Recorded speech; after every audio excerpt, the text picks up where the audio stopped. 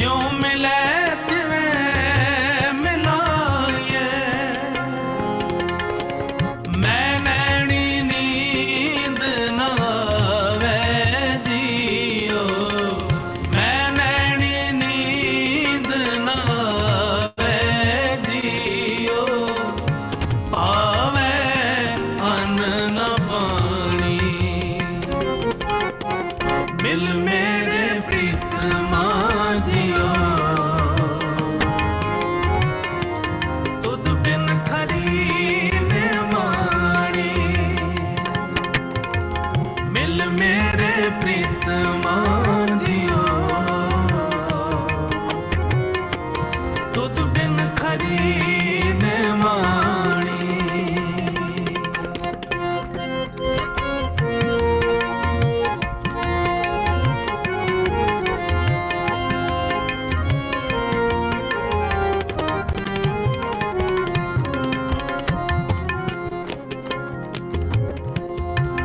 आपे मेल लय सुख दाता, आपे मेल लय सुख दाता, आप मिलया घर आए, आप मिलया घर आए, आप मिलया घर आए, आप मिलया घर आए, आपे मेल लय सुख दाता, आप मिलया घर आए,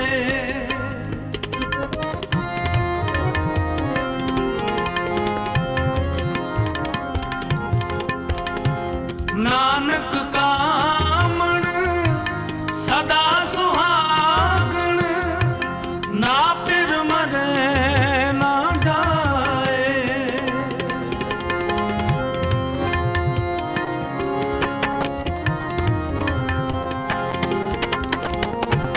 नानक कामण सदा सुहागण, ना पिर मरे ना जाए,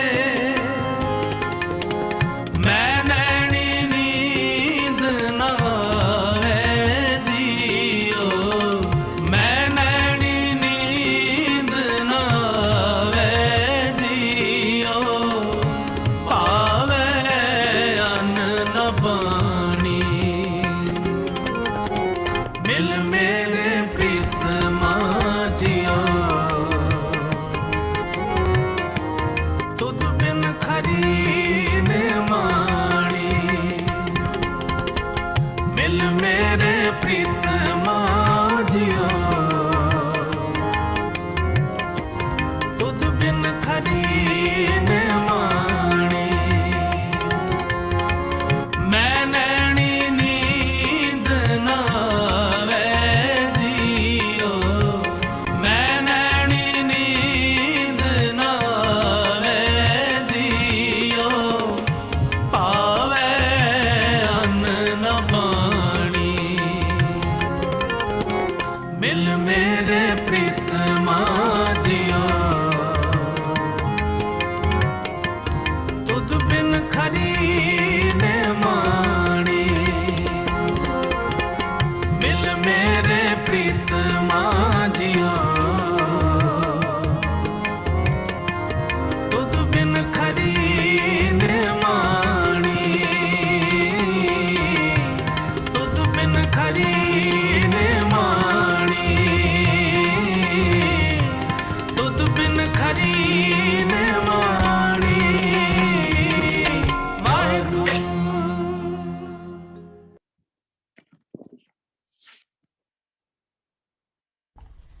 Suresh uncle, over to you.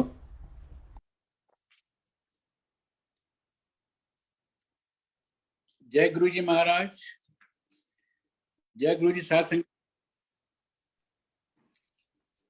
जय गुरु जी महाराज, जय गुरु जी साध संगत जी।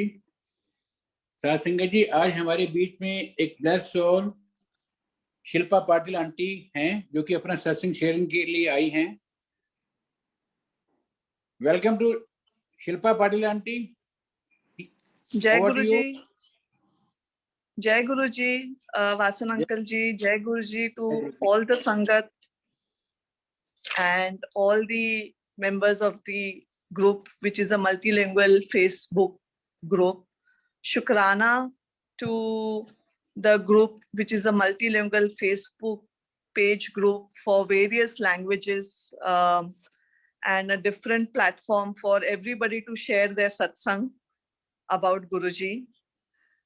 मेरा नाम शिल्पा पाटिल है, मैं मुंबई से हूँ और ये मेरा सौभाग्य है कि मैं गुरुजी से जुड़ी हूँ पिछले 1 साल से and it has been a miraculous journey. कुछ ऊपर नीचे बोल दिया तो मुझे माफ कर देना, कुछ गलत बोल दिया तो प्लीज बच्चा समझ के भूल जाना. But from the time I have become a part of Guruji Parivar, it has been a beautiful journey.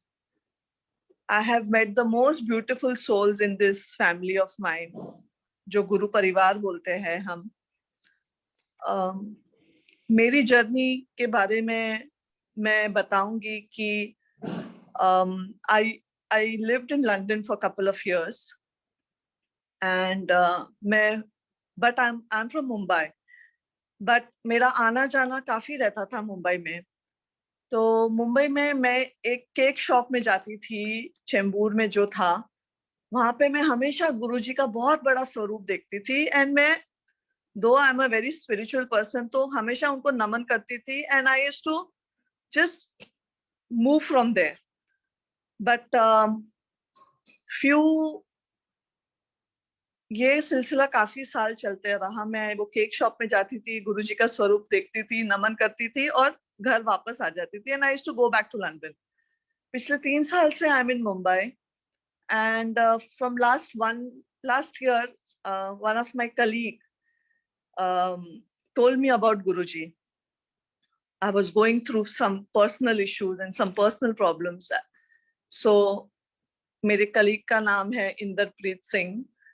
He's from Punjab, but then he lives in Mumbai and he works with me. An amazing boy. So वो हमेशा मुझे बोलता था, ma'am सब गुरुजी पे छोड़ दो. तो हमेशा 1-2 बार उसने काफी बार उसने मुझे बोला कि मैम गुरुजी पे छोड़ दो. तो मैंने बोला ठीक है. 1-2 बार he even insisted that I should come with him to the Kandivali मंदिर. But हुआ नहीं. और पिछले मार्च में लॉकडाउन चालू हो गया मुंबई में. And what happened was I went through a lot of problems at home. And suddenly in the month of May, मुझे 2-3 बार काफी गुरुजी के बारे में बात करने की कोशिश की इंदर ने कि मैम सब कुछ गुरुजी पे छोड़ दो, everything will be fine. And I was really touched by his gesture, and he connected me to the Navi Mumbai Guru Parivar, which is a beautiful parivar. And I met the beautiful person of my life, who is one of the members, who is Guru Parivar ke Sevadar, Kapil Saini ji, Vijay Bhaiya ji. So they helped me get a swaroop on the 30th of May, one day prior to Guruji's Samadhi Divas. And उन्होंने मुझे सब कुछ बताया कि कैसे होता है, लंगर प्रसाद कैसे बनाते हैं, जल प्रसाद, चाय प्रसाद. I followed all the rituals जो गुरुजी के what do you call, I mean, जैसे गुरुजी के सारे सेवादार या संगत करती है. 31st May was a turning point for me in my life because it was the Samadhi Divas. और जो स्वरूप विजय भैया और कपिल भैया ने मुझे लाके दिया, it is a blessed स्वरूप. And उसी दिन I was expecting some documents which were supposed to arrive from few doctors, and it happened to come within 2 hours. I wanted some legal documents which was pending for some time, for a very long time. उसी दिन समाधि दिवस के दिन सारे emails सारे doctors से आ गए, which really helped me save lot of my life saving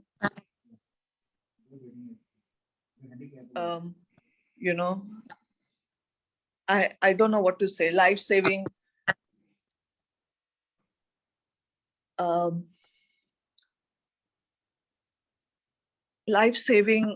sorry, I'm just getting a bit emotional about this, but those emails saved my life from lot of legal litigations, and I can't be thankful enough to Guruji. उसके बाद जो मेरी journey शुरू हुई है गुरुजी के साथ, till today एक दिन जाता नहीं है कि गुरुजी के साथ बैठ के बातें ना हो या गुरुजी के सत्संग नहीं अटेंड करना हो. I have been blessed that उस दिन के बाद I have attended so many e-satsangs, and मेरे घर में खुद कपिल भैया, विजय भैया सब ने आके सत्संग किए हैं on a very smaller on a smaller note, and the last minute I always wanted to do it. Birthday हो गया या बच्चों का birthday हो गया, they always helped me. मेरा गुरु परिवार जो है, it has been the most supporting परिवार I have ever come across. I can't thank Guruji for that. Recent satsang जो मेरा है वो है, I was positive with COVID. मुझे bed नहीं मिल रहा था. Kapil Bhaiya helped me get a bed within 2 hours in Mumbai, in Navi Mumbai, in the hospital. And today I'm talking and I'm alive because of Kapil Bhaiya and Guruji. मेरा जो सत्संग वो special है because 7 days I was in the hospital in Navi Mumbai.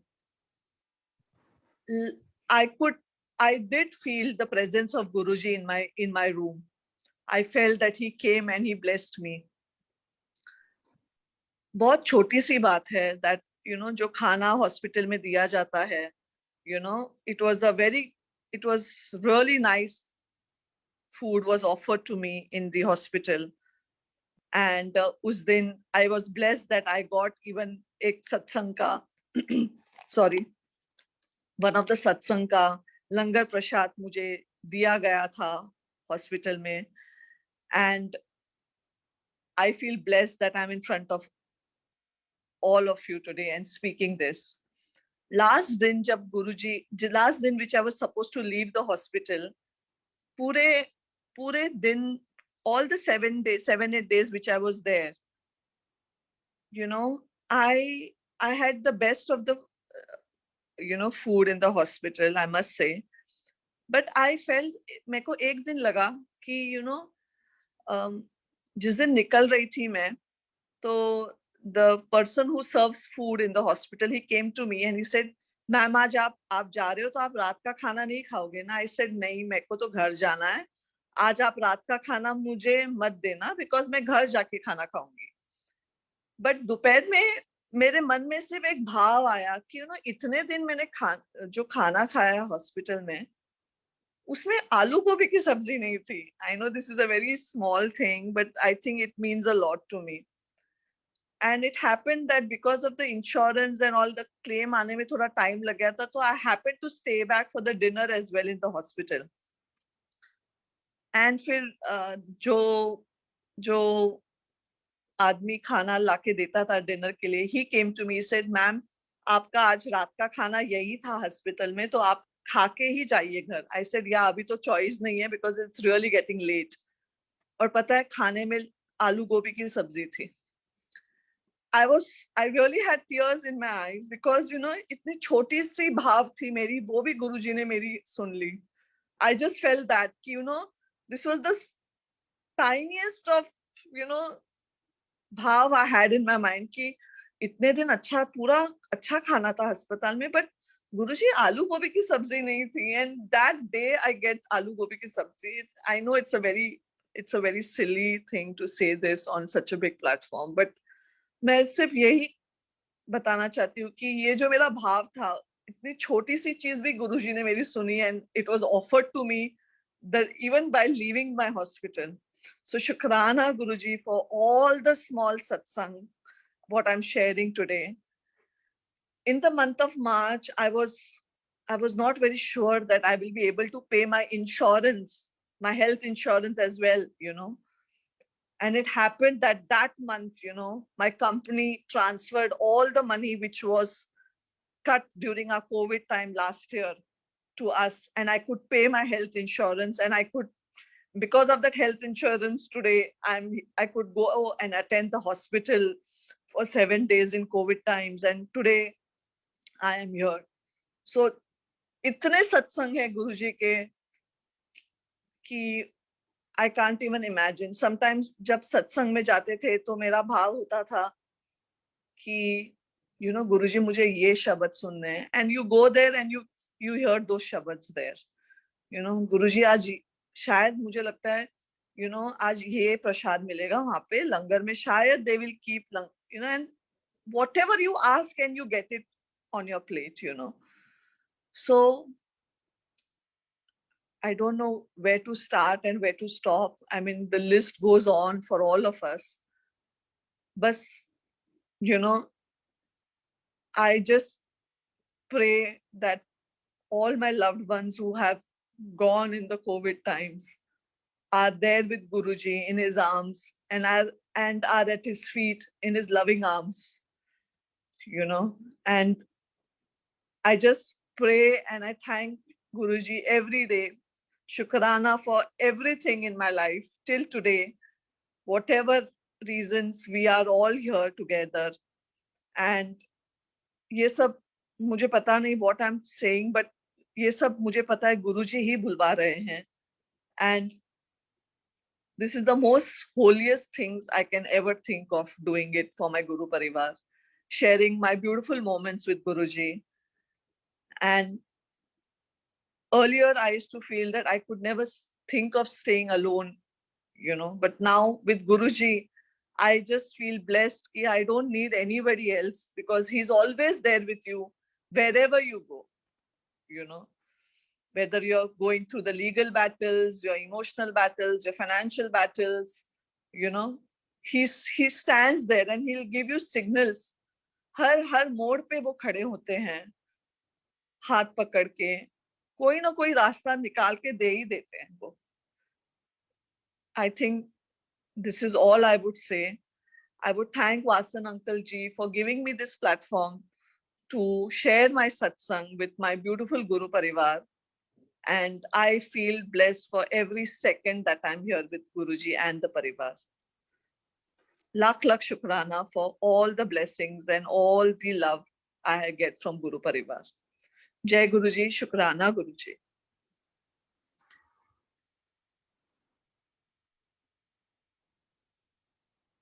जय गुरु जी. Shilpa Patil aunty, Shilpa aunty जय आप गुरु कुछ share, जी. Aunty कुछ शेयर करेंगी और सत्संग? नहीं, I think You may share. I think, sorry? You may share. नहीं Vasan uncle ji, I think ये काफी था. I mean, these were the main satsangs which I wanted to share with my Guru Parivar. And I really thank you for giving me this platform to share all my, you know, all my bhav with Guruji. And thank you so much. Thank you. I feel so blessed to be in the Guru Parivar because मुझे पता है कि आज मैं किसी को बुलाऊं तो वो मेरा परिवार, गुरु परिवार ही होगा. Nobody else. I know they stand by me every time I call them out. Okay. Thanks a lot for sharing your divine satsangs. Thank you, with the Vasan Guru uncle. Parivar. Thank you so much. Thank you. Thank you. I will just invite some other sanghas. Yeah. You may just mute your video, please. Yes, sure. Yeah. Jai Guruji, Sat Sangat Ji. Avinash Modi uncle, over to you. Avinash Modi uncle, please session share करें।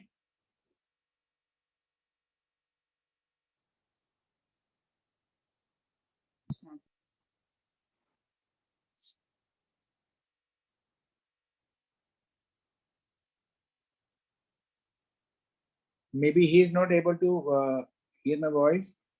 Pradeep Naval uncle, over to you please, अपना सत्संग share करें। शुक्राना गुरुजी महाराज। Modi uncle, जय गुरु जी। शुक्राना गुरुजी महाराज। Uncle मैं अविनाश मोदी बोल रहा हूँ, बोलूं? आवाज आ रही है? हाँ जी बिल्कुल बोलना है। आपने आगे तक शुक्राना बोलना है। गुरुजी। हाँ ठीक है जी। शुक्राना गुरुजी महाराज। गुरुजी महाराज से मेरी यात्रा वैसे तो शुरू हुई थी 3 अगस्त 2015 से, लेकिन आज मुझे गुरुजी याद दिला रहे थे कि कैसे 2012 से गुरुजी ने मुझे जोड़ना शुरू किया। 2012 में गुरुजी ने मुझे अवधूत बाबा शिवानंद जी के पास भेजा और वहां शुक्राना के बारे में बड़ा बोलते थे अवधूत बाबा शिवानंद जी। इससे पहले मेरे में ईगो बहुत थी और क्रोध बहुत आता था, और जैसे सब करते हैं इसी तरह के कई सारी कमियां थी मेरे में। तो अचानक से 2013 में 17 जुलाई को मेरी मिसिस के कजिन ब्रदर हैं, उनका मैसेज आता है कि मैं गोवा आया हूँ और उनसे 17 साल से हमारी कोई मुलाकात नहीं थी कि क्या मैं आपके पास दिल्ली आ सकता हूँ। हमने कहा आइए।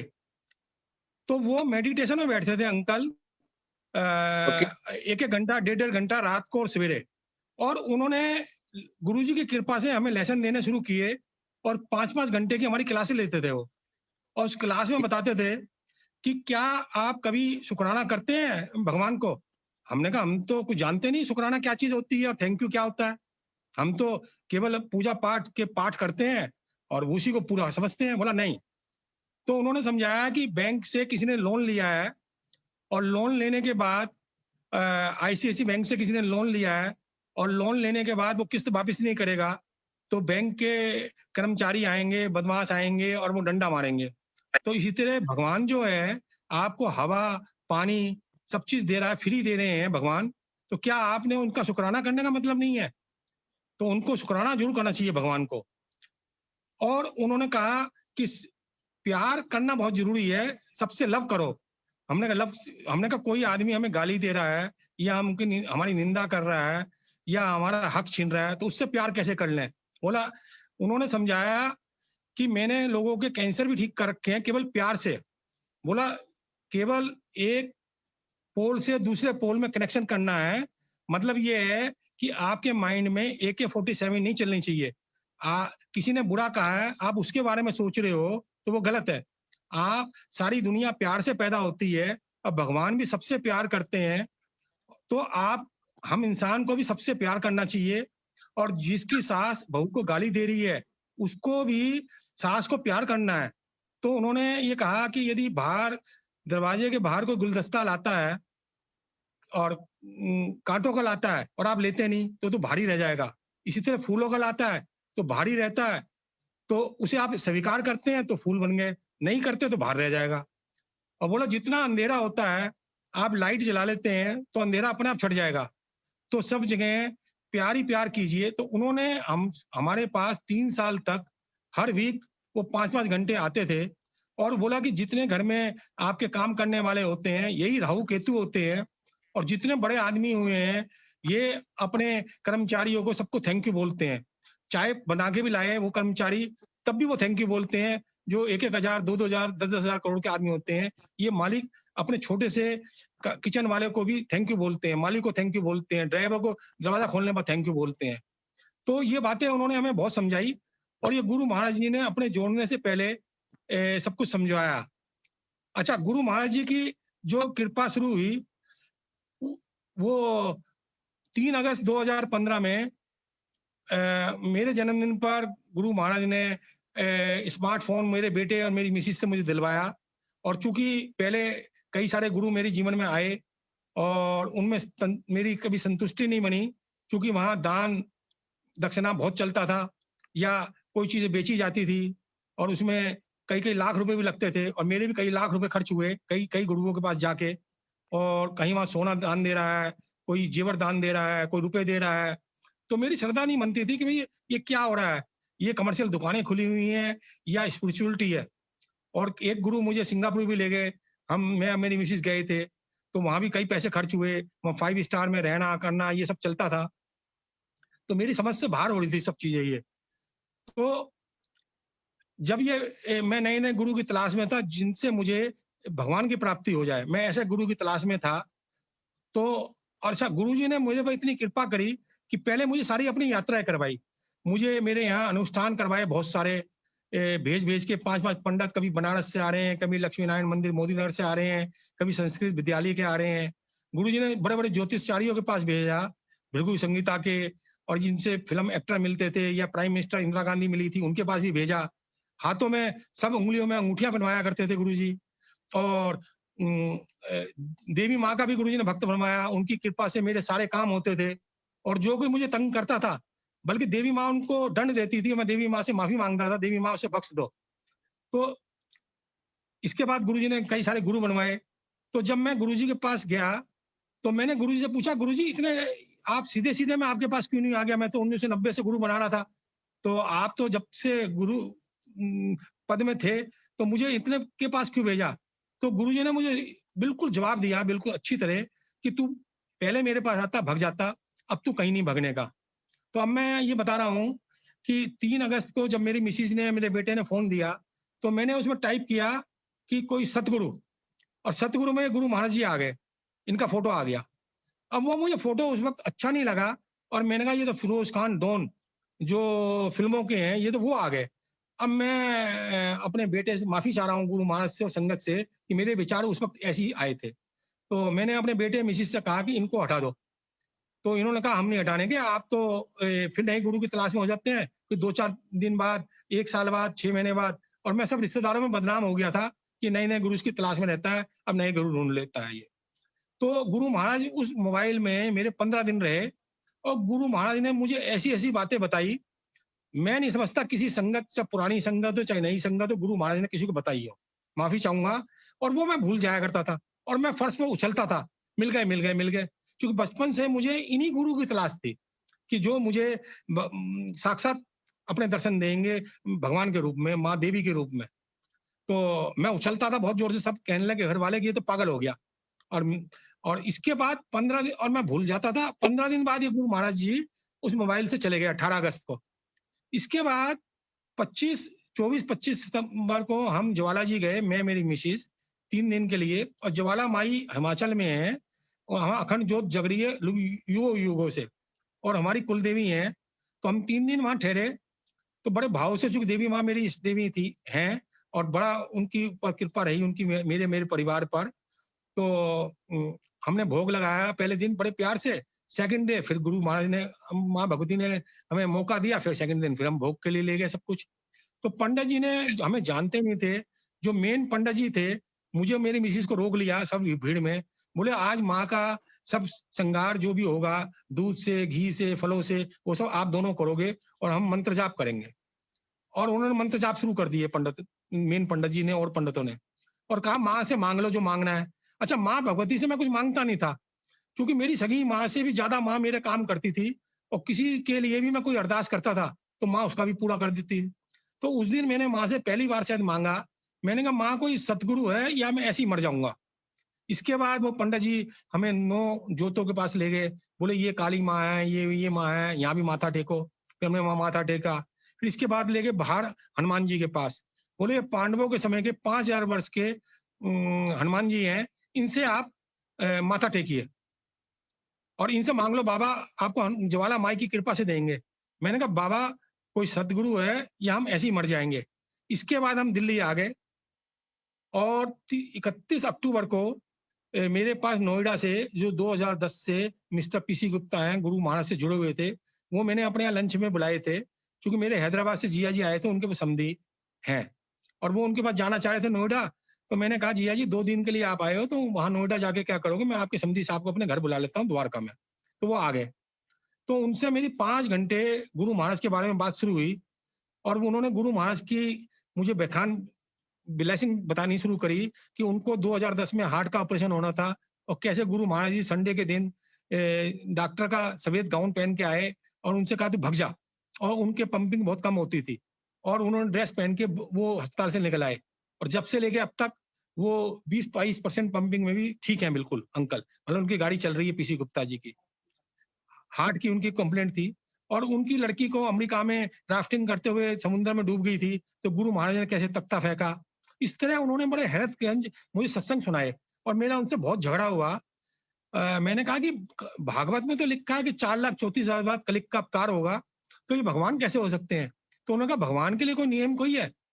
तो फिर मुझे विश्वास हुआ 5 घंटे बाद, भाई कोई तो चीज है ये गुरु जी कौन है ये? तो मैंने कहा इनके पास कैसे जाना होगा? बोला इनका छतरपुर में मंदिर है, बड़ा मंदिर, यहाँ आपको जाना होगा। तो मैंने कहा ये तो 35 किलोमीटर दूर है, तो यहाँ मैं कैसे जा पाऊंगा? तो बोले जाना तो यहीं पड़ेगा आपको। तो बाई दी वे 1 नवंबर 2015 में संडे था, तो उन्होंने मुझे द्वारका में एक सत्संग का एड्रेस दिया। एक कमांडर अंकल, कमांडर महेंद्र, तो बोले ये गुरुजी की संग में इसकी फिजिकल फॉर्म में संगत है, इनसे आप पूछो, ये द्वारका का आपको एड्रेस बताएंगे। तो 2 नवंबर को हम सबसे पहले सत्संग में पहुंचे। मैं पहुंचा, मेरी मिसेज नहीं जुड़ी थी, बोली आपका तो नए नए गुरु का चक्कर है, मैं नहीं जाऊंगी, बदनाम हो रही हूँ सब रिश्तेदारों में, तो वो नहीं गई। तो उसके बाद मैंने बड़े मंदिर जाने की बड़ी कोशिश करी, कैब करता था, 11 बजे बुक करवाता था बेटे से। बेटा बोला मेट्रो से जाने नहीं दूंगा, आपकी एज 65-66 साल की हो, जो 5 साल 2065, अब मैं 70 साल का होने वाला हूँ, तो जब मैं 64 साल का था, तो बेटा बोला मैं जाने नहीं दूंगा आपको मेट्रो से, आप कैब से जाएंगे। तो उन दिनों केजरीवाल की वजह से 11 बजे मैं कैब बुक करवाता था, कैब का उबर कैब 2-3 गुना किराया बढ़ जाया करता था। तो मैंने कहा 2-3 गुना में तो नहीं जाना, सिंगल फेयर में जाऊंगा। तो इस तरह चलता रहा, मैं नहीं जा पाया मंदिर। और 20 दिसंबर को मैंने अपनी मिसेज से कहा भाग्यवान तू चल, ये तो धर्म का रास्ता है, और तुम चलो। तो इन्होंने कहा मेरी मिसेज ने कि आप तो जिद करते हो, जिद करते हो गुरु के मामले में कि गुरु बनाओ और मानो, और फिर इससे कल्याण होता है जब मियाँ बीवी दोनों जुड़ते हैं, और मेरा विश्वास नहीं होगा तो मैं तो नहीं जोड़ने की। तो मैंने कहा, बोला आपके साथ देने के लिए चल सकती हूँ, आपकी पत्नी हूँ इसलिए, बाकी मेरी कोई श्रद्धा नहीं है।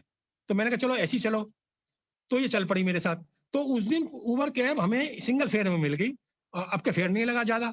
अच्छा, वहां मंदिर पहुंचे तो गुरु महाराज ने इसको खींच लिया, इसको अपनी तरफ, और ये रोने लग गई, वहां पर आंसू आने लग गए इसके, और बोली बड़ा खिंचाव आ रहा है। इसके बाद गुरु महाराज ने हमारी यात्रा शुरू करवा दी बड़े मंदिर जाने की। इसके बाद क्या होता है कि फरवरी में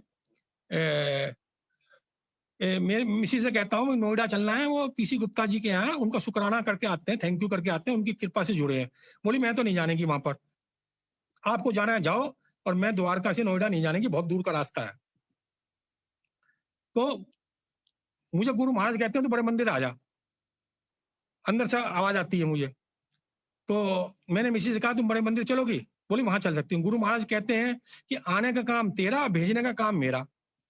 तो मेरा बेटा कहता है कि रात को वहां से वापसी की जगह नहीं मिलती है, कैब नहीं मिलने की मंदिर से, और बड़ी दिक्कत हो जाएगी। लंगर वाला दिन था, तो संडे का दिन था, तो बोली वहां से कैब नहीं मिलती है तो मैं आपको जाने नहीं दूंगा।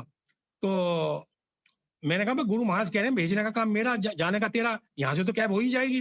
तो वो मुझे डांटता है, बेटा कहूँ गुरु महाराज भगवान आपसे ऐसी बात करेंगे बड़ा कि भेजने का काम मेरा, तो आप इतने बड़े भक्त हो गए। और मैंने कहा तू तो समझेगा नहीं।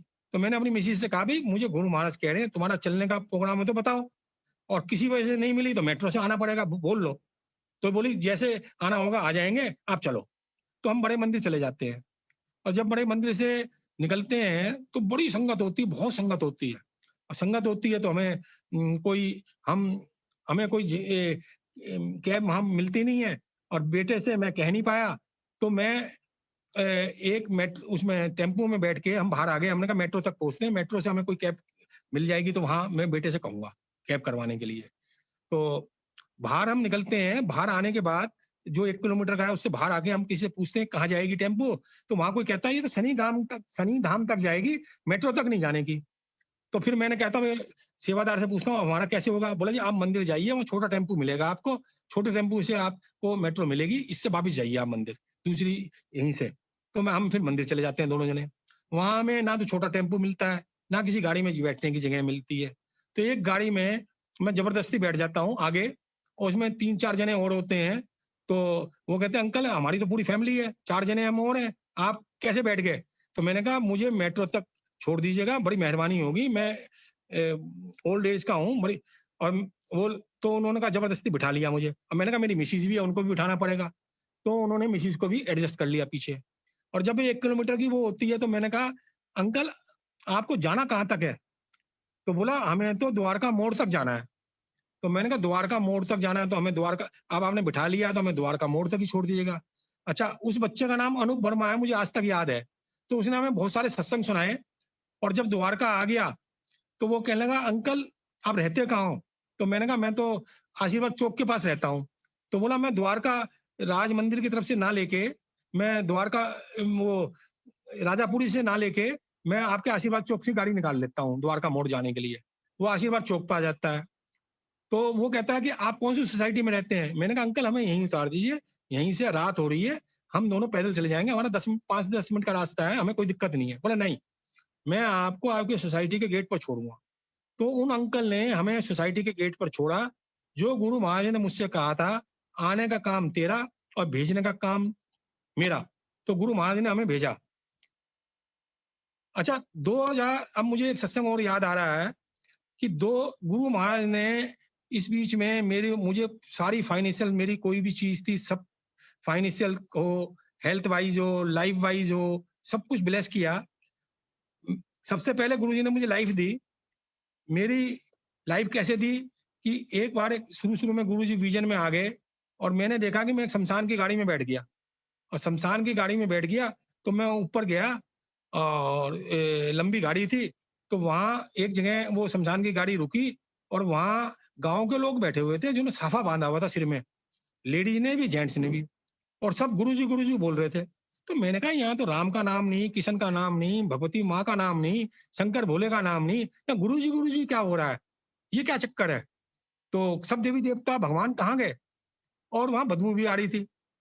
तो थोड़ी देर बाद वो चल पड़ी वो एम्बुलेंस, और मैं फिर चल पड़ा। उसके बाद वो एक बड़े मंदिर में मुझे उतार दिया। वो बहुत बड़ा मंदिर था, बहुत बड़ा मंदिर। और थोड़ी देर बाद मैंने आंखें बंद कर रखी थी। जब मैंने आंखें खोली तो मैं अकेला था, उस मंदिर में कोई था ही नहीं।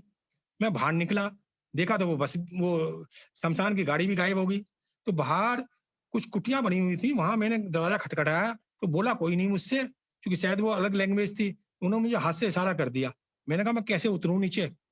तो मैं नीचे उतरने लग गया। रात का वक्त था, तो 2 रास्ते थे पगडंडी।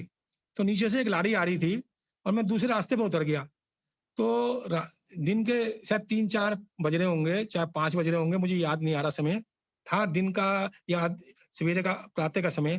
तो एक रास्ता बड़े मंदिर जा रहा था, एक रास्ता जा रहा था द्वारका। तो मैं द्वारका की तरफ मुड़ गया। तो इस तरह मुझे बाद में महसूस हुआ कि गुरु महाराज ने मुझे लाइफ ब्लेस करी है। इसके बाद गुरु महाराज ने मेरी जितनी बीमारियां थी वो एक एक करके ठीक करी। कुछ मुझे याद रही, कुछ नहीं याद रही।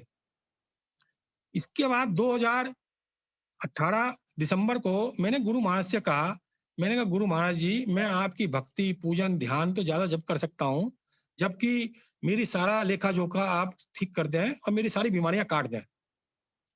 कह के मैं भूल गया इस बात को। इसके बाद अचानक 9-10 जनवरी 2019 को गुरु महाराज, मुझे कोई बीमारी के सिम्टम होते हैं और मैं अपनी मिसेज से कहता हूँ मुझे ये बीमारी क्या लग रही है, तो कहती गूगल में डाल के देखो। आप गूगल में डाला तो उसमें कैंसर के लक्षण बने। तो मेरी मिसेज बोली, नाराज हुई कि आप लापरवाह हो, आप इलाज नहीं करवाते, और बेटा कहता रहता है कि आप टेस्ट करवाया करो हर साल, आप बिल्कुल करवाते नहीं है, कंजूसी करते हो, लापरवाही करते हो। तो मैंने बेटे से कहा, बेटा भी नाराज हो गया, बोला कि आपके इंश्योरेंस में 5,000 रुपए का हेल्थ चेकअप पिछले साल से ड्यू है, आप करवाते नहीं हो। तो उसने वेदांता में आनंद फानन में एक पैकेज लिया, हम गए और 10-11 जनवरी के करीब हम गए। तो वहां हमने हेल्थ पैकेज में पहला अल्ट्रासाउंड करवा रहे थे। इससे पहले मुझे प्रोस्टेट था और मुझे यूरिन बहुत बार जाता था मैं। तो मैंने 4-4.5 साल बाद अल्ट्रासाउंड करवाया। तो मैं डॉक्टर से पूछ रहा था, डॉक्टर साहब मेरा प्रोस्टेट कितना बढ़ गया? मैं 3-4 बार मैंने पूछा तो डॉक्टर मेरे पर नाराज हो गई, बोली क्या पूछ रहे हो आप, प्रोस्टेट कितना बढ़ गया? आपके तो प्रोस्टेट का नामो निशान ही नहीं है। मैं कहा बहुत बढ़िया। इसके बाद मेरा IMT हुआ था दिमाग का, उसमें ये जो ब्रेन हेमरेज के चांसेस होते हैं उसमें वो मेरा बहुत खराब आया था, 25% बढ़ा हुआ था, वो भी 4-4.5 साल पहले हुआ था। तो वो टेस्ट करवाया तो वो नॉर्मल था। तो जब मैंने यूरोलॉजिस्ट को दिखाया तो बोला आप मेरी यूरिमैक्स डी ले रहे हो। उसने 3 गोलियां बताई थी डॉक्टर ने 4 साल पहले, लेकिन मैं एक ही गोली ले रहा था यूरिमैक्स डी, और बाकी मैंने गुरुजी पर छोड़ दी थी। तो वो कहने लगा आप हमारी यूरिमैक्स डी ले रहे हैं, इसकी वजह से आप ठीक हो। तो मैंने कहा ठीक है जी। इसके बाद डॉक्टर कासलीवाल को, जो उसका डायरेक्टर है गंगाराम का, उसका वेदांता का, उसको दिखाया तो उसने कहा जी आप जो इकोस्प्रिन AV75 खून पतला करने के ले रहे हैं, इसकी वजह से आपका ठीक हो गया है। देखो हम कितने बढ़िया डॉक्टर हैं, कितने बढ़िया हॉस्पिटल है, आपको हमारा थैंक यू कहना चाहिए। मैंने कहा डॉक्टर साहब बिल्कुल ठीक है, लेकिन मैं मन मन में महसूस कर रहा था ये तो मेरे गुरु महाराज की कृपा है, ये डॉक्टर अपने ऊपर क्रेडिट क्यों ले रहा है। खैर उन्होंने कहा आपको ये दवाई जिंदगी भर लेनी पड़ेगी, ऐसी उसने यूरोलॉजिस्ट ने कहा, ऐसी डॉक्टर ने कहा। मैंने कहा ठीक है जी। और कैंसर का कोई नामो निशान नहीं था, वो तो बहाना था, और सारे टेस्ट मेरे नॉर्मल आए। इसके बाद मैं फिर वो दवाइयां लेने लग गया। तो इसके बाद मार्च में 2019 को जब शिवरात्रि का व्रत फंक्शन था, मैं बड़े मंदिर में मिसिस के साथ और 2-3 संगत के साथ बड़े मंदिर गया। तो हम बाहर आ गए तो उन संगत को जो हमारे साथ कार चला के ले गई थी उनको टाइम लग गया आने में। तो हमने कार पार्किंग में जगह इंतजार करी तो वहां डॉक्टर सुनील वर्मा या सुनील गुप्ता कौन है डॉक्टर, वो बैठे हुए थे मंदिर की तरफ से। तो मेरी मिसिस ने बीपी चेक करवाया, तो मैंने भी बीपी चेक करवाया। मैंने कहा मेरा तो 180-20 होगा अंकल, मैं तो ठीक रहता हूँ गुरु महाराज की कृपा से। उन्होंने कहा हाँ यही है। तो उन्होंने कहा आप कोई दवाई लेते हो? मैंने कहा हाँ जी, मैं इकोस्प्रिन AV75 खून पतला करने के लेता हूँ, और यूरिमैक्स डी लेता हूँ, और कैल्शियम की गोली लेता हूँ कुछ। तो उन्होंने कहा अंकल सारी दवाइयां छोड़ दो। अच्छा, मैंने गुरु महाराज से एक बात और कही थी, थायराइड रहने देना गुरुजी, थायराइड में एक गोली लेनी पड़ती है सवेरे सवेरे, उसमें मुझे कोई दिक्कत नहीं है, बाकी बीमारी ठीक कर दो। तो थायराइड मेरे रहा, तो उन्होंने कहा थायराइड की गोली लेते रहो और बाकी गोलियां आज गुरु महाराज से छोड़ दो, आज से लेनी बंद कर दो। तो अगले दिन से मैंने वो खून पतला करने की दवाई और यूरिमैक्स डी और कमर दर्द वगैरह की सब गोलियां, कैल्शियम सब छोड़ दी, केवल एक विटामिन ये थायराइड की गोली लेने लग गया। अब पिछले साल 2020 में जब 2 गुरुजी की पुरानी संगत थी, जो टेकचंद वर्मा जी थे गुरुजी के छोटे सेवक, उनकी भी ब्रेन हेमरेज से डेथ हो गई और एक अंकल की और हो गई थी। तो मुझे घबराहट हो गई कि भाई ये तो बहुत बड़े गुरुजी के संगत हैं और मेरे घर पर भी आए थे अभी 8-10 महीने पहले, और बहुत ही डाउन टू अर्थ संगत है, तो इनकी डेथ हो गई तो कहीं मैं गलती तो नहीं कर रहा। तो मैंने फिर खून पतला करने की दवाई और वो ये यूरिमैक्स डी ले ली और कैल्शियम की गोली भी ले ली और कमर दर्द की दवाई भी ले ली। तो इसके बाद 8 फरवरी 2021 में अभी मैंने टेस्ट करवाए, तो मेरे सारे टेस्ट नॉर्मल, मेरी मिसेज के टेस्ट भी सारे नॉर्मल, और नॉर्मल आने के बाद एक विटामिन बी कॉम्प्लेक्स मेरा बढ़ा हुआ था, वो 850 होना चाहिए, मेरे 1250 था। तो मैंने डॉक्टर से पूछा कि भाई ये मेरा क्यों बढ़ा हुआ है। तो उसने कहा जो आप एक कमर दर्द की दवाई ले रहे हो, वो क्यों ले रहे हो आप? मैंने कहा कभी कभी कमर में दर्द हो जाता है, वो पहले डॉक्टर ललित दुग्गल ने बताई थी, बोला वो उसकी वजह से बढ़ रहा है, वो आप एकदम बंद करो। तो मुझे गुरुजी ने डांटा, बोला तेरी तो मैंने खून पतला करने की दवाई, ये यूरिमैक्स डी, कमर की दर्द की दवाई, कैल्शियम की, सब तेरी बंद कर दी थी, तू क्यों ले रहा है? जब तूने मेरे से आशीर्वाद ले लिया तो तू मेरे पर विश्वास पूरा नहीं कर रहा, तूने दूसरी संगत से अपने को कैसे जोड़ लिया? तो फिर उस दिन से 21 फरवरी, 8 फरवरी, 9 फरवरी 2021 से फिर मैंने सब दवाइयां लेनी बंद कर दी, एक थायराइड के अलावा। अच्छा, इसी तरह अभी 23 फरवरी 2021 को क्या होता है कि मेरी एक आंख में अचानक से, मैं सवेरे उठता हूं तो मेरी एक आंख में लाली होती है। लाली क्या होती है? धब्बा बन जाता है, खून का बड़ा धब्बा। मैं अपनी मिसिज को दिखाता हूं तो मिसिज कहती है कि ये तो बहुत बड़ा धब्बा बन रहा है आपके खून का। और मेरा रेटिना का ऑपरेशन हुआ था 2013 में डॉक्टर श्रोफ अस्पताल गंगाराम, डॉक्टर श्रोफ अस्पताल दरियागंज में। तो मेरा बेटा घबरा जाता है, कहता है कि आप द्वारका में आई स्पेशलिस्ट को तुरंत दिखाइए, कहीं आपका आंख का चक्कर ना हो जाए कुछ। तो मैं मानता नहीं, मैंने डॉक्टर श्रोफ में फोन किया, तो वहां इमरजेंसी में मैं फोन करता हूँ, वो कहते हैं कि आपका इमरजेंसी का केस है, आप तुरंत द्वारका में दिखाइए, कोविड का मामला चल रहा है, अभी आप यहाँ आने लायक नहीं है, यहाँ टाइम लग जाएगा और डॉक्टर जो देखना है शायद वो नहीं देख पाए, तो आप द्वारका में दिखाइए, इमीडिएट पहले क्या मामला है क्या नहीं है, धब्बा नहीं बनना चाहिए था। अच्छा, मैं डॉक्टर को दिखाने जाता हूँ, उसे स्पेशल टाइम मेरा बेटा लेता है, उसका क्लिनिक टाइम ओपीडी का शाम को होता है, स्पेशल वो घर पर आता है सवेरे 11-12 बजे के करीब और हमें देखता है। देखने के बाद कहता है कि अविनाश जी, आपकी एक आंख की नस फट गई है और दूसरी नस फटने को तैयार बैठी है, तो आप तो सही समय में आ गए हैं और नहीं तो आपका आंख का विजन चला जाता। तो उसने मुझे 10 दिन की दवाई दी और बोला 10 दिन बाद आप दोबारा दिखाना, और बोला आपको अब बड़ी प्रिकॉशंस लेनी है, ना तो गुस्सा करना है, ना झुकना है, ना खांसना है और ना ऊपर चढ़ना है, ना वजन उठाना है, और ये दवाइयां लेनी है और ये कई सारी और भी प्रिकॉशंस उसने बताई। इसके बाद क्या होता है कि दोपहर को मैं शिव पुराण का पाठ गुरु महाराज की कृपा से बराबर सुन रहा हूँ लॉकडाउन में। तो सुमन तनेजा जी एक आंटी हैं द्वारका में, उन्होंने शिव पुराण का पाठ सुनाती थी, उन्होंने मुझे पाठ सुनाया। तो मैंने कहा ये आंटी आज सत्संग में आने का मन हो रहा है, सोनिया आंटी का सत्संग है, शाम को 5 या 6 बजे से था, तो मैंने कहा उनके यहाँ जाने का मन हो रहा है, लेकिन कोरोना चल रहा है तो भीड़ संगत ज्यादा होगी तो मैं आना नहीं चाहता, इस वजह से डर रहा हूँ। तो उन्होंने कहा अंकल आज एक पूजा आंटी के यहाँ हो रहा है तो आप आ जाओ, संगत बहुत कम होगी। तो फिर मेरा मन तो कर ही रहा था जाने का, तो मैं फिर जाने के लिए तैयार हो जाता हूँ। तो मेरी मिसेज और बेटा नाराज होते हैं कि कोरोना चल रहा है, आप पहले बहुत जाते थे सत्संग में और हर सत्संग में जाते थे, 2-2 3-3 सत्संग भी एक दिन में अटेंड किए हैं, आपने 4 सत्संग भी अटेंड किए हैं, तो आज जाना जरूरी है, रुक जाओ आप। तो मैंने कहा मैं तो जाऊंगा, मैं लड़ता हूँ और लड़के मैं सत्संग में जाने लगता हूँ। तो गाड़ी मैं 1 साल बाद चलाता हूँ, वैगन आर अपनी, तो उसको मैंने चलाया तो उसमें कैसेट लग रही थी, उसमें यही था गुरुओं ने याद किया, गुरुओं ने याद किया, मुझे सही ढंग से शब्द याद नहीं आ रहा और मैं बड़ा भाव विभोर हो जाता हूँ, मेरे आंखों में से पानी आने लगता है। और मैं वहां जब जाता हूँ तो वहां 3री-4थी मंजिल पर सत्संग था, छोटी छोटी सीढ़ियां थी, चढ़ने में मुझे बहुत दिक्कत आई और मेरी सांस फूलने लग गई वहां जाने के बाद। और मैंने मास्क पहना हुआ था और मैं बड़े ध्यान में बैठ लग गया उस दिन, बहुत दिनों बाद चूंकि गया था सत्संग में। तो वो आंटी जिनका सत्संग था मेरा हाथ हिलाने लग गई और मेरा एकदम ध्यान हटा, तो बोली भोग लगाइए आप। तो मैं गुरुजी के पास पहुंचा, तो मैंने फिर कहा मैं गुरुजी भोग ही लगा रहे हो तो मास्क किस बात का पहनना, मैंने मास्क हटा दिया और अपनी जेब में रख लिया। तो उस दिन गुरुजी, अच्छा मैं हमेशा सत्संग में चेयर पर बैठा करता था कमर दर्द की वजह से, तो 4 घंटे मुझे उस दिन सत्संग में बैठा और मैंने कई संगत से भी आग्रह किया गुरु महाराज के सत्संग सुनाइए, और मैंने भी सुनाए, बड़े बड़े अजूबे गरीब सत्संग उस दिन एक दूसरे ने सुनाए और मुझे कोई कमर में दर्द नहीं हुआ। और जब मैं आने के बाद अंधेरा बहुत था और मुझे डर लग रहा था कि मैं गिर ना जाऊं, लेकिन गुरु महाराज की कृपा से 4थी मंजिल से मैं उतरा, बिल्कुल रोशनी नहीं थी और मैं घर पर आया तो रात को सो गया। और सवेरे जब मैं उठा तो मैंने अपनी मिसेस से कहा कि मुझे तो ये लग रहा है कि मेरा धब्बा बहुत कम हो गया है, केवल 10% रह गया है। मिसेस बोली बिल्कुल सही कह रहे हो, 90% तो गायब हो गया।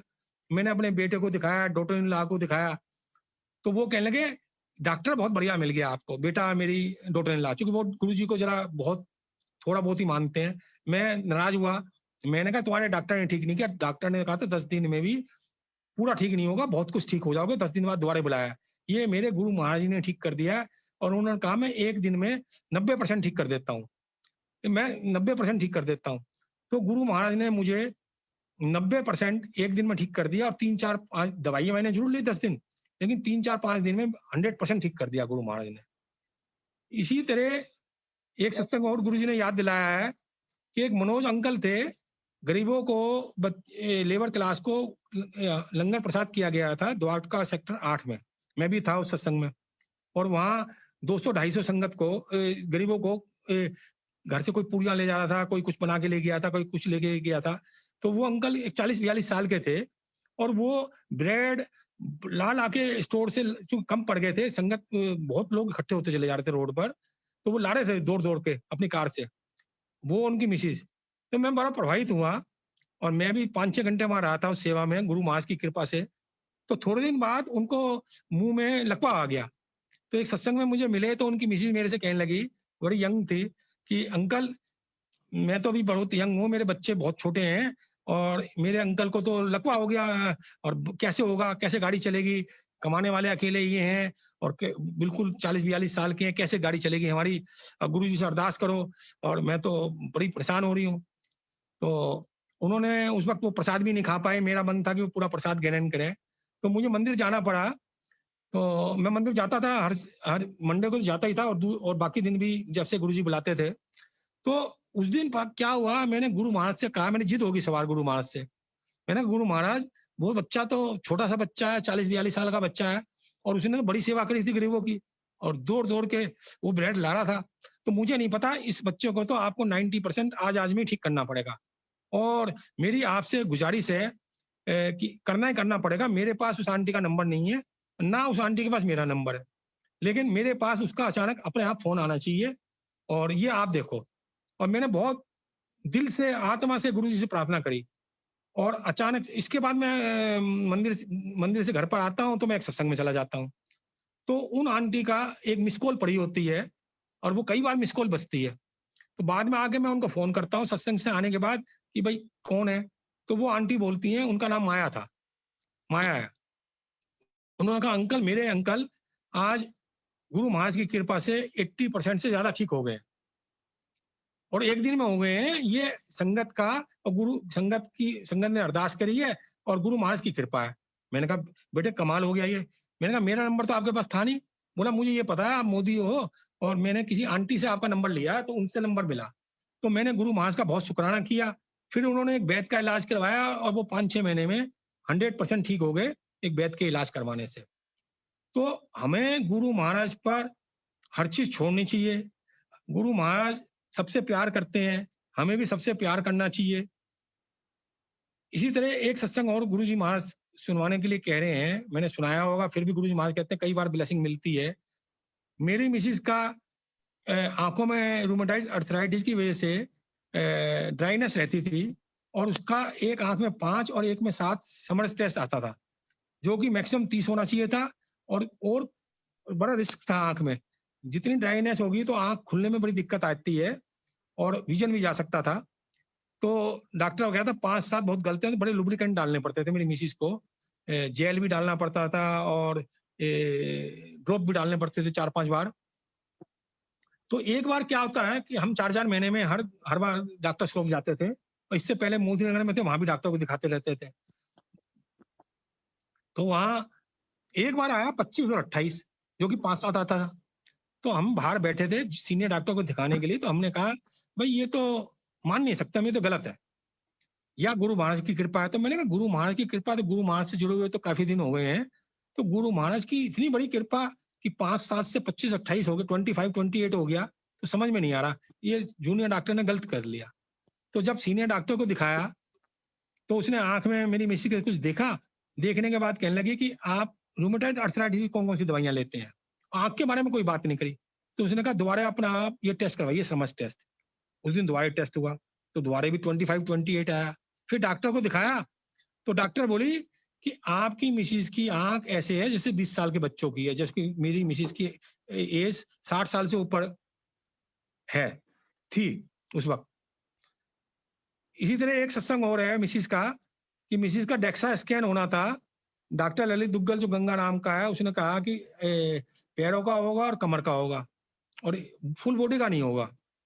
तो उसके 3,500 थे, फुल बॉडी के 4,500 रुपए थे। तो मैंने डॉक्टर से कहा फुल बॉडी का कर दो। तो उन्होंने कहा हम फुल बॉडी का नहीं करेंगे, जो डॉक्टर ने लिखा वो करेंगे, आपकी जिम्मेदारी होगी। मैंने कहा मैं जिम्मेदारी लेने को तैयार हूँ। मैंने 4,500 रुपये जमा करवा दिए। तो मैंने पूछा कितना टाइम लगेगा, तो उन्होंने कहा जो फुल बॉडी का उसके 25 मिनट और वैसे 20 मिनट। जब हम उसमें रूम में पहुंचे जहां डेक्सा स्कैन होना था, तो मेरी मिसिस घबरा रही थी। मेरी मिसिस बोली मैं फुल बॉडी का नहीं करवाने की, वहां टाइम ज्यादा लगेगा। मैंने कहा भाई मान जाओ, मेरे 1,000 रुपये कंडम हो जाएंगे, तुम तो जिद करती हो। 20 मिनट और 25 मिनट में अंतर क्या है। तो बहुत समझाया, तो वो चुप हो गई। जरा मैंने थोड़ा डरा के धमका के थोड़ा सा प्यार से समझाया कि भाई 3.5 मेरे 1,000 रुपये खराब हो जाएंगे, अब फुल बॉडी का करवा लो, इसमें कोई नुकसान नहीं है। तो थोड़ी देर में डॉक्टर ने कहा मोदी साहब आप बाहर जाइए, यहाँ तो बहुत रेज आ रही है और मैं भी बाहर जा रहा हूँ। तो मेरी मिसिस कहने लगी कि पति भी बाहर चला गया, डॉक्टर ने भी धोखा दे दिया। इसी तरह कहा पति ने धोखा दे दिया, डॉक्टर ने दे दिया, और गुरुजी आप मेरी मदद कीजिए। और वो गुरुजी का मंत्र जाप करने लग गई, और उसको गुरुजी की फ्रेगनेंस आई, और डॉक्टर ने 5 मिनट बाद कहा कि आपकी मिसिस का हो गया। तो मेरा गंगाराम में बड़ी बहस हुई डॉक्टर से। मैंने कहा आप तो 20 से 25 मिनट कह रहे थे, और आपने 5 मिनट में कैसे हो गया। और मैंने तो कई बार आपसे पूछा, बोला ये गंगाराम है, गलत नहीं हो सकता। बोला आपकी मिसेज हिल ही नहीं। तो जब डॉक्टर ललित दुग्गल को दिखाया गया तो उसने कहा आपकी मिसेज की रिपोर्ट ऐसी है जैसे 20 साल के बच्चों की होती है। और डॉक्टर ने अभी जो 8 फरवरी को जो रिपोर्ट आई तो मेरी मिसेज जो HCQS जो हर दिन लेती थी या कैल्शियम विटामिन की गोलियां लेती थी वो आधी गोलियां कर दी हैं पिछले 25 साल के बाद। मतलब गुरु महाराज की अपार अपार कृपा पूरी संगत पर है। शुक्राना शुक्राना शुक्राना शुक्राना, बहुत बहुत शुक्राना, बहुत बहुत शुक्राना अंकल, शुक्राना शुक्राना अंकल। जय गुरु जी, जय गुरु जय गुरु जी जी, अंकल। जय गुरु जी मोदी अंकल। बहुत बहुत डिवाइन सत्संग से आपके पास तो सत्संग का खजाना है, सच्ची बता रहा हूँ।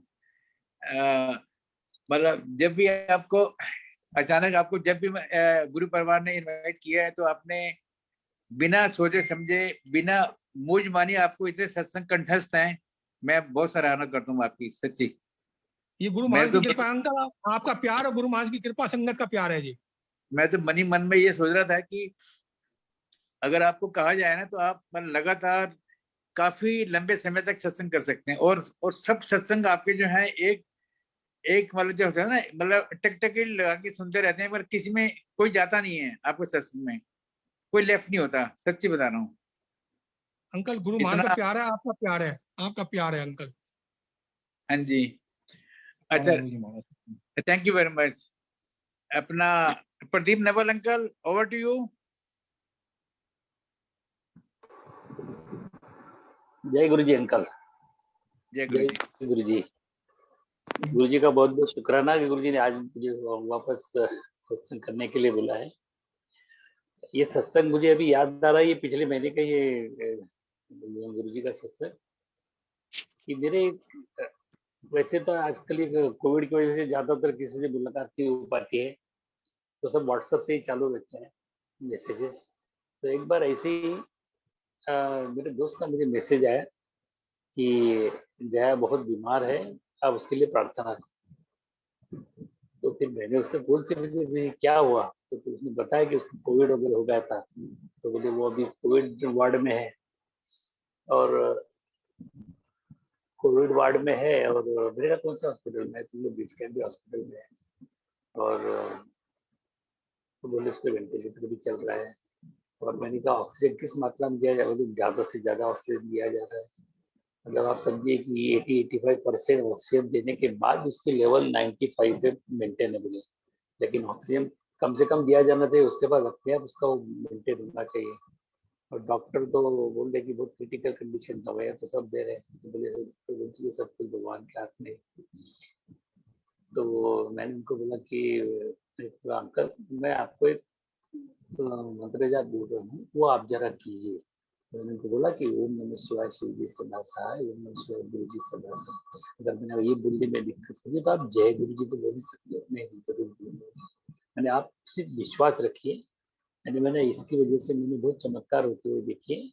आप ये मंत्र आप जो है, मैंने कहा आप कहाँ पर हो, मैंने कहा आप वार्ड में। बोले हमको तो वार्ड में जाने ही नहीं देते। तो मैं आप एक काम कीजिए, आप हॉस्पिटल के कैंपस में मंत्र जाप कीजिए। तो जरूरी नहीं है कि जोर से करना चाहिए, आप मन ही मन कर सकते हैं और कुछ मत करो, बस मंत्र जाप जरूर करो, या तो जय गुरु जी भी बोल सकते हो। बोले ठीक है अंकल।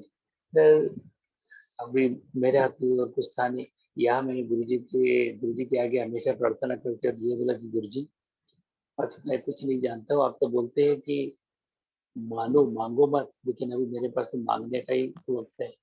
मैंने कहा बस आप किसी भी तरह से ये जया आंटी को आप ठीक कर दीजिए, उसे पूर्ण रूप से ठीक करें, उसको दीर्घायुष्य दीजिए, इस परिवार को आप ब्लेस कीजिए गुरु जी, बच्चे बहुत छोटे छोटे हैं।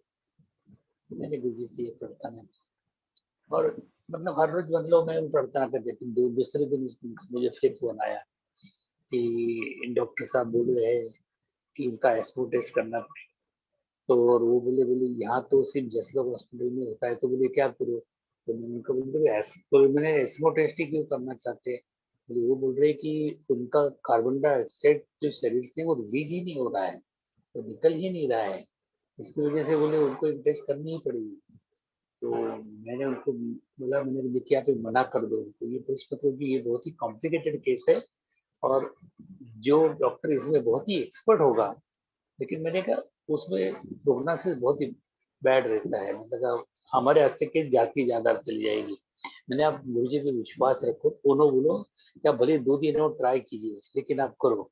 तो फिर मैंने अंकल को बोला, मैंने अंकल मैं आपको एक स्वरूप भेजता हूँ, मोबाइल पे आप भेजना हूँ, आपके पास होगा नहीं। तो मैंने तो मोबाइल का स्वरूप जो मैंने आपका प्रिंट आउट निकाल के जरा देखी किसी तरह से, तो वो उनको बोलिए कि आंटी के पिलो के नीचे रखता है।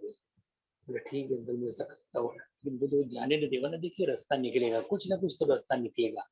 तो बोले ठीक है। तो उन्होंने क्या किया कि मोबाइल पे तो मैंने स्वरूप भिजवा दिया, फिर उन्होंने मोबाइल पे स्क्रीन पे उन्होंने गुरु जी की फोटो रखी, और वो किसी तरह से वो जो भी काम करने वाले थे उनको बोला कि आप बस अब कुछ मत कीजिए, इस मोबाइल को के ऑफ करके, भले ऑफ करके रखे, स्क्रीन में तो उन्हीं का गुरु जी का ही था, और बोले बोले आप उनके पीलो के नीचे आप रख दीजिए। और मैंने अंकल को ये बोला कि आप मंत्र जाप जरूर कीजिए, कि वो उसको मत छोड़िए, नहीं बोले मैं करते रहूंगा, ये मैंने उनको कहा। और फिर उन्होंने वैसा ही किया, वो गुरु जी का स्वरूप जो भी था मतलब मोबाइल के ऊपर वैसे उन्होंने वहां रख दिया। उसके दूसरे दिन उनका मुझे फोन आया कि अंकल अभी ऑक्सीजन की मात्रा, थोड़ा उनको रिस्पांस देना चालू किया है, ऑक्सीजन की मात्रा जो बोले अभी कम करना पड़ रहा, ज्यादा जो 80% में देना चाह रहे थे अभी 60% देने के बाद भी उनका 96% मैनेज हो रहा है। मैंने ठीक है अच्छी बात है, मैंने ऑक्सीजन नहीं बोला, ऑक्सीजन रिलीज होना शुरू, मैंने विश्वास रखिए आपका जय आंटी, मैंने पूरी तरह से ठीक हो जाएगा, आपसे विश्वास रखिए। बोले हाँ अंकल। तो उनसे हर रोज मेरा कांटेक्ट होता रहता, करते करते फिर उन्होंने दूसरे दिन उन्होंने मुझे उनका वापस कि अंकल वो ट्रैकेस्टोमी करना चाहिए, मैंने करने दीजिए, बिल्कुल करने दीजिए ट्रैकेस्टोमी, वो उनको करने दीजिए। मैंने कहा वो उससे ज्यादा अच्छा है, मैंने एस्मो से तो वो 100 गुना अच्छी है। तो फिर उन्होंने ट्रैकेस्टोमी मैंने बताया उनको क्या होती है, कि ये तो नॉन मेडिकल लोग नहीं समझ में आता कि ट्रैकेस्टोमी क्या होती है। तो फिर मैंने उनको ट्रैकेस्टोमी के बारे में बताया। तो उनकी ट्रैकेस्टोमी करने के बाद में फिर वो तो चलना ही था, वो वेंटिलेटर पे थी। बाद में वो कम होते होते वो 10% ऑक्सीजन देते, 10% ऑक्सीजन देने के बाद भी उनका वो मतलब एसपीओ2 जो था वो 90-95% मेंटेन होने लग गया। ये आहिस्ता आहिस्ता वो कोविड वार्ड से फिर उनको आईसीसीयू में लाया गया। आईसीसीयू में लाने के बाद में फिर ये बोले कि अभी मैं कम से कम उसको देख पा रहा हूँ। तो मैंने आप उनकी तरफ देख के, भले आईसीसीयू के बाहर खड़े रहिए लेकिन आप मंत्र जाप जरूर कीजिए, जय गुरु जी जय गुरु जी आप करते रहिए। तो ठीक ऐसे करते करते करते वो उनका वेंटिलेटर भी निकल गया, और अभी 2 दिन हुए हैं की संगत जी कि वो डिस्चार्ज हुई है घर से, और अभी घर आ गई है। जय गुरु जी, ये सब गुरु जी की कृपा है। और वो अभी अब जब भी मुझे फोन करते हुए मुझे बोलते जय गुरु जी अंकल, गुरु जी की वजह से सब ठीक। ये कौन है, मैंने कहा आप गूगल पे आप डालिए, आपको सारी मालूमात मिल जाएगी। मैंने पर्सनली तो अभी मेरा आपसे मुलाकात नहीं हो पा रही है, लेकिन जब भी मिलूंगा इस बारे में मैं आपको जरूर बताऊंगा। तो संगत जी कभी कभी हम पे ये सब चीजें मांगते नहीं आते अपने हम लोगों को। तो गुरु जी को जब हमने बोला कि उन्हें दीर्घायुष प्रदान कीजिए, इससे कभी कभी हम लोग मांगते हुए ये बोलते हैं कि जिस तरीके से गए हैं उसी तरीके से वापस आ जाए। ऐसा भी मांगना कभी कभी गलत हो जाता है। ऐसा मेरे साथ हुआ कि पिछले साल अगस्त के अंदर मेरे खुद के जीजा जी को सीवियर हार्ट अटैक आया था, और वो वासी में एडमिट थे। तो वासी में एडमिट थे तो वो डायरेक्ट वो हार्ट अटैक आने की वजह से हुआ, तो कोविड टेस्ट वगैरह कराए, वो सारी निगेटिव आ गई गुरु जी के पास से। फिर उनको वहां पर वेंटिलेटर पे रखा गया, और उनकी इकोकार्डियोग्राफी की तो उनके एलवीएफ जो था रिजेक्शन फ्रैक्शन वो बहुत ही कम था, 25% था। और वो उसी दरमियान उन्होंने उनकी एंजियोग्राफी करने का सोच रहे थे, तो बोले लेकिन बहुत रिस्की, ये तो अपने आप तो रिस्पॉन्स दे ही नहीं रहे। तो उस वक्त जो था तो मैंने, मेरे पास गुरु जी का स्वरूप था, तो मैंने बोला था, उनके बेटा भी आया हुआ था कि बेटा ये गुरु जी का स्वरूप जो भी, डॉक्टर से भी मैंने बोला भैया आप जो है ना गुरु जी का स्वरूप उनके पीलो के नीचे रख दीजिए, मैंने उनको भी बोला था। और हम क्या मांग रहे थे कि गुरु जी आप कुछ भी कीजिए, जिस तरीके से ये आए हैं उसी तरह से घर पहुंच जाए, बस मैंने इतना ही मांगा। तो हाँ, उन्होंने फिर वहां पर एंजियोग्राफी भी की और एंजियोप्लास्टी भी की। उसी हालत में इतने कम परसेंट इजेक्शन फ्रैक्शन होने के बाद भी उनकी एंजियोग्राफी हुई, 2 स्टेन डाले गए, और वो बाद में उनको डिस्चार्ज मिला, और वो घर पर भी वापस आ गए। ये सब गुरु जी की कृपा थी। लेकिन देखिए हमने बोला था कि जिस तरीके से वो जाए बस घर वापस आ गए, तो घर तो वापस आ गए, लेकिन हमने ये शायद मुझे ऐसा लगता है कि हमने ये नहीं बोला कि गुरुजी इनको दीर्घायुष प्रदान करो, क्योंकि 20-25 दिन के बाद में फिर उनको हटाया गया, वो घर पे एक्सपायर हो गए। सभी गुरु जी के चरणों में पहुंच गए। ये अपने हाथ में नहीं है, जो भी है सब गुरु जी के हाथ में है, क्योंकि जो आया है उसे तो जाना है, चाहे कोई भी हो, साधु हो, संत हो या मानव हो, उसे तो जाना ही है और कुछ नहीं बस। और इसी तरह से एक और सत्संग मुझे याद आ रहा है कि एक बार मुझे उज्जैन जाना था किसी काम से। उज्जैन मतलब कोई फंक्शन था, बस मुझे वहां पहुंचना था और शाम को लौटना था, किसी की शायद बरसी थी, उसमें मुझे जाना था। तो मैं यहाँ से अवंतिका एक्सप्रेस से निकला था, और अवंतिका एक्सप्रेस से जब निकला तो मैं अकेले गया था। तो नागदा जब मैं पहुंचा, तो नागदा सवेरे सवेरे पहुंच जाती 6, 6:30, 7 बजे। तो ऐसे ही मन में आया, मैंने कहा मैंने कहा और कोई नागदा स्टेशन पे कोई था भी नहीं, मैंने कहा जरा चाय वगैरह मिल जाए तो बड़ी अच्छी हो जाए। तो जब फिर नागदा स्टेशन भी छुट गया। फिर बाद में वहां पर जो एक सामने वाली बर्थ पे एक अंकल थे, अब उनके पास थर्मास था, थर्मास से वो चाय पी रहे थे। उन्होंने बोला, बोले अंकल लीजिए चाय पीजिए। मैंने बोला, बोला देखो गुरु जी ने, मैंने कहा आपको बोला फिर मैंने ऐसी बातचीत शुरू की। बोले आप कहाँ जा रहे हैं? नहीं बोले अभी शनि अमावस्या है इसलिए, बोले मैं उज्जैन जा रहा हूँ। मैंने आप उज्जैन रहते हो क्या? बोले मैं उज्जैन नहीं रहता हूँ, बोले मैं सिर्फ महाकाल के दर्शन करने के लिए जा रहा हूँ। और तो मैंने कहा आज आपको महाकाल के दर्शन में? बोले हाँ नहीं, दर्शन तो मुझे क्योंकि देर लगती है इसलिए मुझे, आज तो हम लोग रुकेंगे यहाँ और फिर कल आएंगे। तो मैंने कहा भीड़ हो? अरे बहुत भीड़ है, तो लाखों लोग आएंगे। बोले महाकाल के? तो बोले मेरी शिव जी में बड़ी ये है, तो मैं शिव भक्त हूँ। तो मैंने उनको ऐसे बोला, मैंने आप कांदिवली में रहते हो क्या? बोले हाँ। तो बोले आप कांदिवली में गुरु जी के आश्रम कभी गए हो? तो बोले नहीं। मैंने कहा अंकल अगर आप वाकई में शिव जी को मानते हो तो मेरे कहने पे एक बार आप कांदिवली आश्रम जरूर जाइएगा, आपको बड़ा सुकून मिलेगा। और ये मैंने उनको, और फिर ज्यादा बातें नहीं हुई मेरी। फिर मैंने मन ही मन बोला, फिर जब तक वो झाड़ू मारने वाला भी आ रहा था उधर से, तो मैंने मन बोला, मैंने सोचा था गुरु जी की, मैंने कहा भाई महाकाल के दर्शन मतलब गुरु जी के दर्शन। अब मैंने कहा अंकल बोल रहे थे तो मैं कि भाई यहाँ तो लाखों लोग आएंगे, तो मैंने वो ऐसे ही बोला। मैंने कहा गुरु जी मुझे तो आपके दर्शन होने से रहे फिर आज। मैंने कहा चलिए वैसे है जमना, बस मैंने ऐसे बोला। और पूरा इतनी फ्रेगनेंस वहां फैल गई कि गुलाबों की फ्रेगनेंस इतनी फैल गई, सुगंध इतनी मुझे आने लगी कि मैं सोच रहा, और मेरे दिमाग में वो चीजें हैं। तो मैंने वो अंकल को पूछा, मैंने कहा आपको गुलाबों की सुगंध आ रही है? मुझे नहीं तो। और मैंने देखा इधर उधर में किसी का, तो वो तो झाड़ू मार रहा था एक आदमी, लेकिन इंटेंस फ्रेगनेंस थी बिल्कुल गुलाबों की। तो एकदम मुझे स्ट्राइक किया, मैंने ये तो गुरु जी की सुगंध है। मैंने कहा मैंने अभी मन में इच्छा की थी कि गुरुजी आपके दर्शन मुझे नहीं होंगे, तो मैंने गुरुजी ने मुझे बताया कोई बात नहीं, मैं तो तुम्हारे साथ ही हूँ। और फिर मैं वो फिर उज्जैन आ गया, उज्जैन से मैं अपने घर पहुंच गया वहां पर, तब तक भी मुझे वो सुगंध आती थी। उसके बाद में नहा धो के फिर मैं महाकाल चला गया, दूर से प्रोजेक्शन पर शिवलिंग का दर्शन ले लिया। और वहीं से फिर मैं हर सिद्धि चला गया, क्योंकि हर सिद्धि में भी शिव जी का ही मंदिर एक छोटा सा है, वहीं पर जाके मुझे अपनी पूजा कर ली, वहां मंत्र जाप किया और वापस आ गया बस। तो इस तरीके से मतलब गुरु जी ने मुझे अपनी प्रेजेंस दिखवा दी, सुगंध इंटेंस फ्रेग्रेंस के रूप में। तो यही तरह से सत्संग था। जय गुरु जी, जय गुरु जी।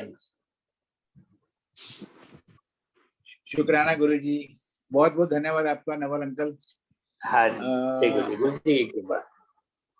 आपके डिवाइन सत्संग सुन के बहुत अच्छा लगा, और हर सत्संग से एक कोई नया मैसेज मिलता है गुरु परिवार को। हाँ, बहुत बहुत शुक्राना। शुक्राना गुरु। परवीन अंकल आपसे 2 मिनट बात करनी है। परवीन अंकल, जय Guru ji. Parveen uncle, Naval uncle, Parveen uncle भी हैं आज? प्रवीण अंकल का तो पता नहीं, परवीन अंकल अभी इन्होंने लॉगिन किया हुआ है, जिनको आप देके आए थे ना कल। हाँ हाँ, दिख तो रहे हैं। हाँ हाँ, लीना आंटी आ सकती हैं। Leena aunty, over to you.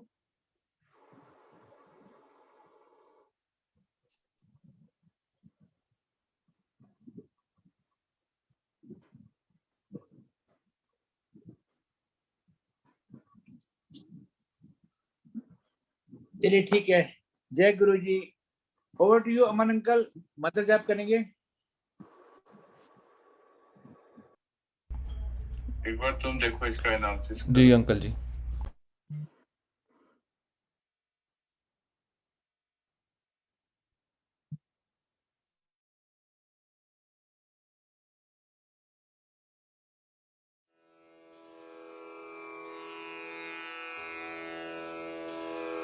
जय गुरु जी की। अब हम मंत्र जाप करेंगे। ओम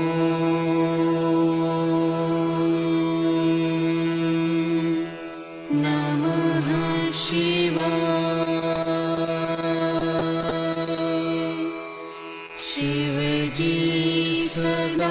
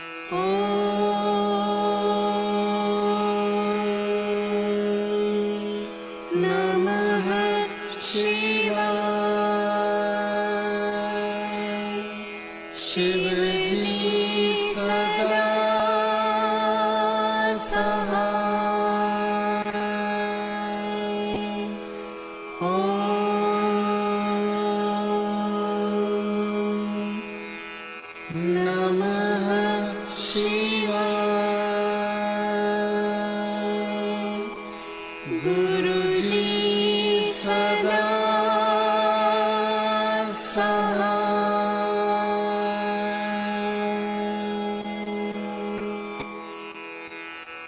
जय गुरु जी की।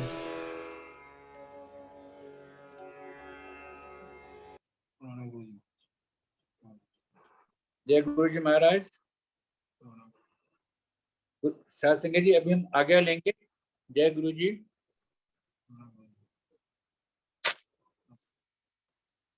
नानी नानी नानी नानी को नानी को ले जाओ, नानी। जय गुरु जी। आज्ञा गुरु जी। आपको कोटि कोटि शुक्राना गुरु जी। सबके रक्षा कीजिए। जय गुरु जी, शुक्राना गुरु जी, आज्ञा गुरु जी। जय गुरु जी, शुक्राना गुरु जी, आज्ञा गुरु जी। जय गुरु जी। जय गुरु जी, शुक्राना गुरु जी, अनंतम शुक्राना, शुक्राना गुरु जी। गुरु जी। जय गुरु जी, शुक्राना गुरु जी।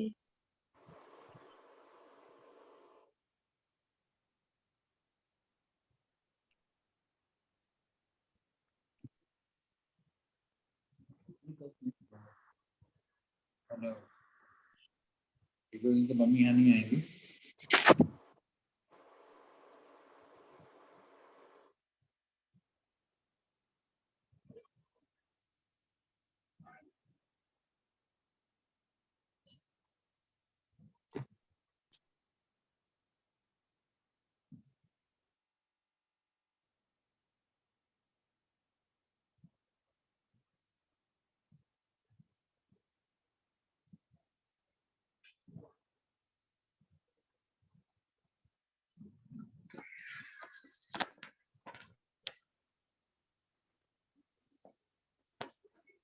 जय गुरु जी, शुक्राना गुरु जी, आज्ञा गुरु जी।